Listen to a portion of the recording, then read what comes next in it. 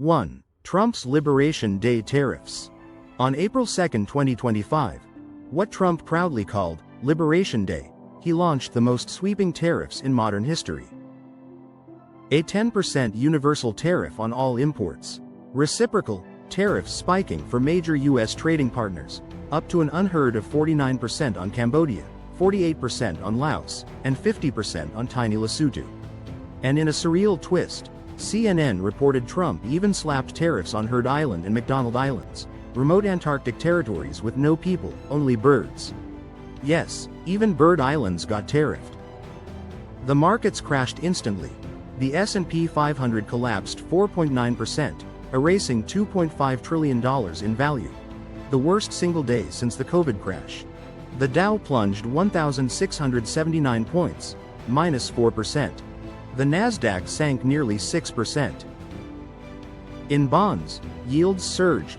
The 2-year Treasury spiked 0.3 percentage points in a single day, the sharpest move since 2009. Economist Ed Yardeni summed it up: the bond vigilantes have struck again. And economists? They lined up to denounce it. Paul Krugman called it Smoot Hawley on steroids. Larry Summers warned it's a recipe for stagflation and global retaliation. Kenneth Rogoff said it would backfire just like Latin America's failed tariff experiments.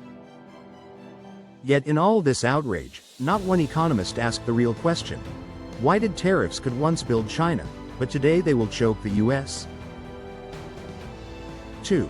Busy viewer summary. Here's the quick answer for busy viewers. Tariffs built China because Chinese firms were hungry, protected at home but forced to compete in world markets to earn hard currency. And America's giant market gave them a giant ladder to climb. Tariffs will choke the US because today America is the market. Tariffs here only protect domestic firms from global competition, breeding inefficiency, raising prices, and blocking innovation, just like Argentina's failed economy. In short, tariffs were training wheels for China, but they're a chokehold for America in long run. Before we dive in, if you appreciate calm, clear breakdowns of big global plays, please hit like, subscribe, and leave a comment with your take. 3. Classic tariff theory. Tariffs aren't new. For centuries they've had many classic uses. A. Revenue. Before the income tax, tariffs funded most of the US government. This wasn't a problem, since mainly the wealthy imported expensive items from abroad. B. Infant industry protection. Alexander Hamilton in America, Friedrich List in Germany, shielding young industries until they grew strong. But history shows far more failures than successes for this strategy. C. National security. Nations often protected key sectors, agriculture, steel, energy, defense, even though it often led to bloated, inefficient corporations. 4. The success stories. Some countries used tariffs as launchpads. Japan. MIDI shielded autos and electronics after World War II. Out came Toyota, Sony, Nippon Steel. Asian tigers. Korea, Hong Kong, Taiwan, and Singapore combined tariffs with export discipline, giving rise to Hyundai, Samsung, Foxconn, and TSMC. China. From the 1980s through the 2000s, even after joining the WTO, China kept high tariffs and required joint ventures that forced foreign firms, especially automakers and chipmakers, to transfer technology. Domestic companies were sheltered at home but pushed to compete abroad to earn hard currency. The result? A generation of hungry Chinese world beaters like BYD, Huawei, Xiaomi, and DJI. Tariffs worked when protection was temporary and tied to export competition on world markets. They were training wheels, not permanent crutches. 5. The failure stories. But for every success, there were more failures. Latin America. Argentina, Brazil's import substitution, bred lazy, inefficient industries. And produces cars and tools nobody wanted outside their borders. Africa. Domestic markets were too small to sustain industry. Protected factories collapsed under their own inefficiency, leaving behind nothing but debt, dependence, and disappointment. Smoot Hawley, US 1930. Tariffs up to 60% on 20,000 goods. Retaliation spread. World trade shrank 60%. The depression deepened. India, pre-1991. The license Raj, plus high tariffs locked industries in mediocrity for decades. This is the best proof of tariffs' severe damage. The same country, the same people. Growth crawled at 2 to 3% under high tariffs. After the IMF forced India to cut tariffs and open up in 1991, growth jumped to 7 to 9%. FDI poured in, bringing capital, technology, industrial know-how, and modern management. Because human nature always prefers the easy way, protection creates monopolies at home, but kills competitiveness abroad.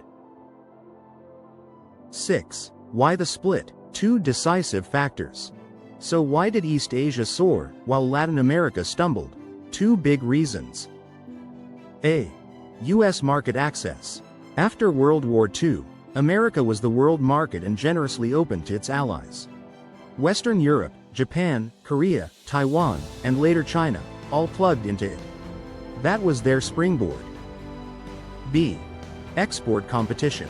Protection wasn't unconditional. If a company couldn't sell abroad, subsidies were cut, support withdrawn. Competing globally solved the stagnation problem tariffs usually cause, and forced efficiency, quality, and scale. Without export competition, tariffs are a coffin. With it, tariffs are stepping stones. 7. Why Trump's tariffs will choke the U.S. And this is why Trump's global tariffs will not make America great again. The U.S. today is still the biggest consumer market in the world. It is not the hungry exporter. Trump's across-the-board tariffs put a giant shield around all U.S. corporations, removing the pressure from the world's best competitors. That inevitably means stagnation, U.S. firms losing their edge to hungry Chinese challengers.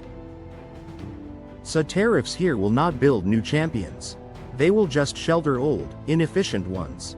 Prices rise, productivity falls, jobs stagnate. China rose with tariffs plus global competition.